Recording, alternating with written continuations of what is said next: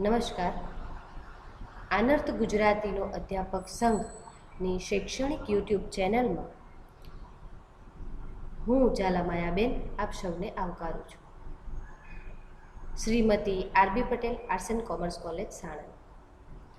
આજના વ્યાખ્યાનનો વિષય લોકસાહિત્ય.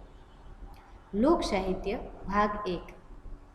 આજના આ લોકસાહિત્યની ચર્ચામાં આપણે જોઈશું લોકસાહિત્ય એટલે શું, લોકસાહિત્યના રચયિતા વિશે, લોકસાહિત્યના સંવર્ધકો અને લોકસાહિત્યની વિશેષતા. તો સૌપ્રથમ આપણે જોઈએ લોકસાહિત્ય એટલે શું. સામાન્ય રીતે લોકસાહિત્ય એટલે એવું સાહિત્ય જે લોકો દ્વારા, લોકોમાંથી પરંપરાગત રીતે ઉતરી આવતું હોય છે, જેમાં સુખ દુઃખનું વર્ણન, આશા નિરાશાનું વર્ણન, સમાજનું દર્શન, નીતિ રીતિનું દર્શન જોવા મળતું હોય છે. એટલે કે નિજાનંદ માટે રચાયેલું સાહિત્ય એટલે લોક સાહિત્ય, જે અભણ ગ્રામજનો દ્વારા પ્રચાર પ્રસાર પામ્યો છે. વધુમાં કહેવું હોય તો એમ કહી શકાય કે ગામડું બોલે અને શહેર સાંભળે એ આપણું લોક સાહિત્ય. દરેક પ્રજાને પોતાનું લોક સાહિત્ય હોય છે. લોક સાહિત્યમાં સરળતા, સહજતા તથા લયની નૈસર્ગિકતા જોવા મળે છે. ટૂંકમાં લોક સાહિત્ય આખું જંગલ છે અને શિષ્ટ સાહિત્ય એ માળીના કાતરકામથી રચાયેલું ઉપવન. લોક સાહિત્ય આમ જોવા જઈએ તો મુખ્યત્વે મધ્યકાળની પેદાશ છે. નાના રજવાડા એકબીજા સાથે સતત સંઘર્ષ કર્યા કરતા, જ્યારે વણજારાની પોઠો વેપાર અર્થે ગામો ગામ ઘૂમતી રહેતી, જ્યારે ખેડૂતો અને પશુપાલકો ધરતી ઉપર મોકળા મને જીવતા. વાતડાયા ચારણો બારોટોની સમાજમાં પ્રતિષ્ઠા હતી અને દરબારગઢ કે ડાયરામાં એમની વાર્તા સાંભળવા ગ્રામજનો ઉમળતા. સામંતશાહીનો એ જમાનો લોક સાહિત્યના સર્જન માટે અત્યંત અનુકૂળ હતો. મધ્યકાળથી આજ સુધી પ્રચલિત લોક સાહિત્યના મૂળ તેની પણ પૂર્વના યુગમાં રહેલા છે. પ્રાચીન કાળથી જ લોકો તેમના મનોરંજનાર્થે, તેમના પોતાના માન્યતાઓને રહેણી કરણીના સ્મરણાર્થે અનેક પ્રકારની રોમાંચક વાર્તાઓ ઉચ્ચારી કાઢતા હતા. તેમના જીવનમાં કે આસપાસના જગતમાં તેમને કંઈક અસાધારણ કે અદ્ભુત ઉત્તેજના પ્રગટાવનાર જોવા મળતું કે તરત જ લાગણીશીલ અંતરમાંથી ઉર્મિઓ, ગીતો અને નૃત્ય દ્વારા ઉતરી આવતી. તે બધાના પડઘા આ સાહિત્યમાં પડતા. માનવીના સુખ દુઃખ, ઉલ્લાસ, ગમગીની, પ્રણય અને અદ્ભુત માટેની ઝંખના, વ્યવહારુ ડહાપણ અને ભવ્ય આદર્શ, આ બધું જ લોકગીતો, લોકવાર્તાઓ, કથાગીતો, કહેવતો તેમજ જાત જાતની રૂપક કથાઓમાં રજૂ થયું છે. માનવીની ધર્મ ભાવનાના પણ તેના કંઠસ્થ સાહિત્યમાં પડઘા પાડે છે. લોક સાહિત્યમાં લોકજીવનનું યથાર્થ પ્રતિબિંબ ઝીલાય છે, તેમ જીવનના આદર્શોને પણ વાચા મળે છે. તેમાં માનવી જ નહીં, તેની આસપાસના સમગ્ર પરિવેશ એમાં રજૂ થતો હોય છે. તેમાંથી કેટલીક કિંમતી તેમજ યથાર્થ માહિતી મળતી હોવાથી કેટલીક વાર લોક સંસ્કૃતિનો સાચો દસ્તાવેજ તરીકે પણ આ લોક સાહિત્યને ગણવામાં આવે છે. આ કોટીનું કંઠસ્થ સાહિત્ય શિષ્ટ સાહિત્યના કેટલાક કલાત્મક લક્ષણ ધરાવતું હોવાથી સાહિત્યના અભ્યાસીઓમાં પણ પ્રિય થયું છે અને હજી પણ પ્રિય થતું જાય છે. હવે આપણે એમાં જોઈએ લોક સાહિત્યના રચયિતા કોણ હતા. તો લોક સાહિત્ય એટલે જનસાધારણમાં પ્રચલિત કંઠસ્થ સાહિત્ય. તે સાહિત્ય ગામડામાં વસતા ખેડૂતો, પશુપાલકો, શ્રમજીવીઓ દ્વારા પરંપરાથી જળવાયેલું તથા ઉતરી આવ્યું છે. લોકોને આવા સાહિત્યનો વારસો તેમના વડીલો, તેમના પૂર્વજો પાસેથી મળ્યો છે. તેમના પૂર્વજોએ વારસામાં આપેલું લોક સાહિત્ય એ ક્યારે રચાયું, કોના દ્વારા રચાયું વગેરે કશું જ નિશ્ચિત રીતે કહી શકાય એમ નથી. અત્યારે પ્રાપ્ત થતું લોક સાહિત્ય મધ્યકાળના લોકજીવનના ઘેરા સંસ્કાર બતાવે છે, પરંતુ બધું જ લોક સાહિત્ય મધ્યકાળમાં રચાયું હોય એ પણ શક્ય નથી. ઘણું લોક સાહિત્ય પ્રાચીન કાળથી કંઠ પરંપરાગત રીતે પરિવર્તન પામતું મધ્યકાળ સુધી ઉતરી આવ્યું હતું અને તે સાહિત્ય મધ્યકાળનો વિશિષ્ટ પ્રભાવ ઝીલતું વર્તમાન સુધી પહોંચ્યું. તેને રચનારાઓ, કવિઓ કે લેખકોનો કોઈ જ પત્તો નથી. વસ્તુતઃ કોઈ અજાણ્યા ગ્રામીણ લોકકવિ દ્વારા રચાયેલું હોય છે. લોકોએ તેમના મનગમતા ફેરફાર કરીને એને પ્રચલિત કર્યું હોય એ પણ બનવા જોગ છે.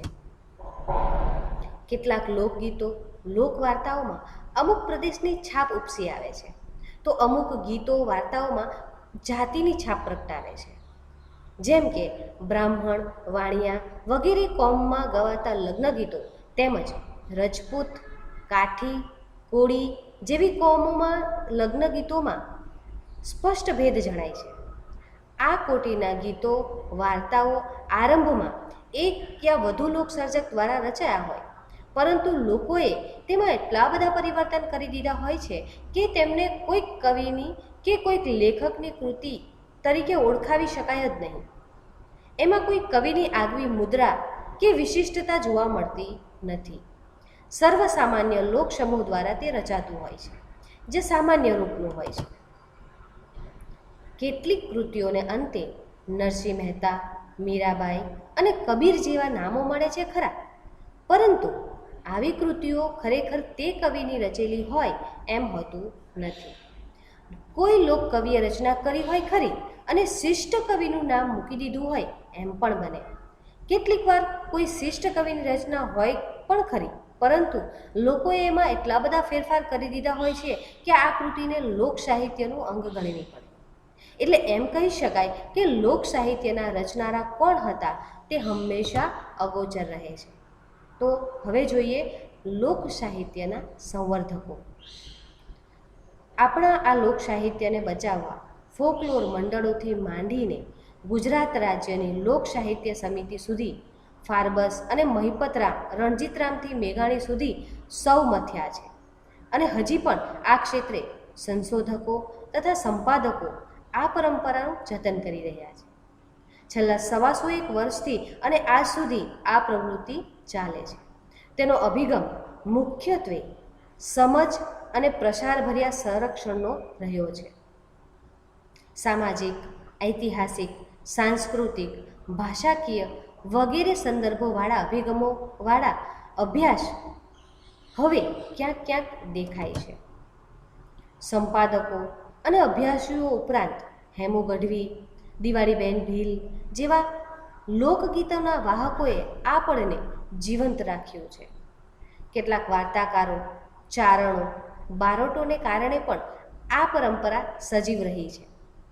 આ બધાના સહિયારા પ્રયાસોને કારણે આપણે લોક સાહિત્યનો પરિચય મેળવવો આજે બહુ મુશ્કેલ નથી.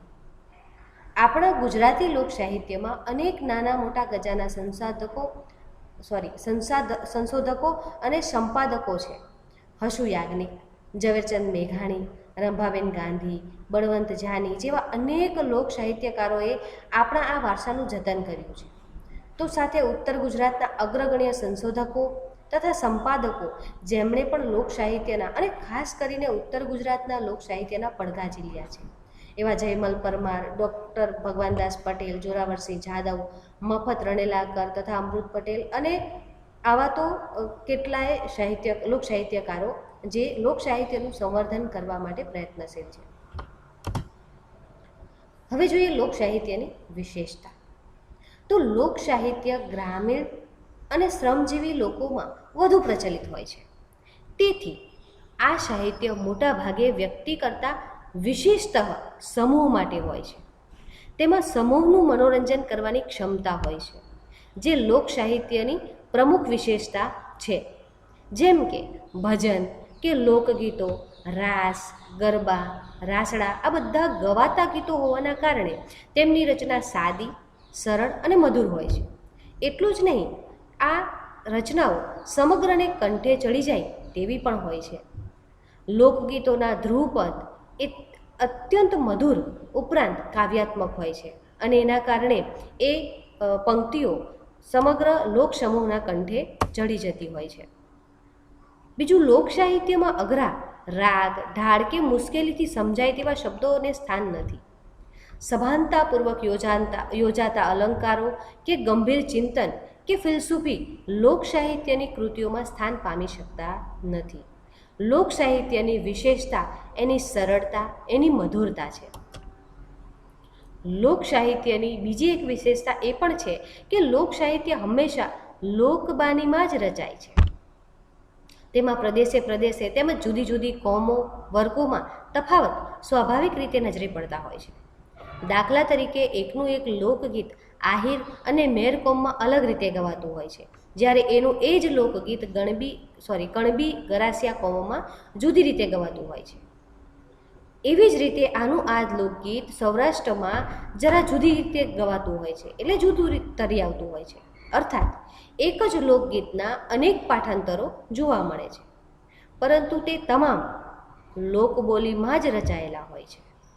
લોક સાહિત્ય ગદ્યમાં હોય કે પદ્યમાં, પરંતુ તે હંમેશા લોકબાનીમાં હોય જ છે.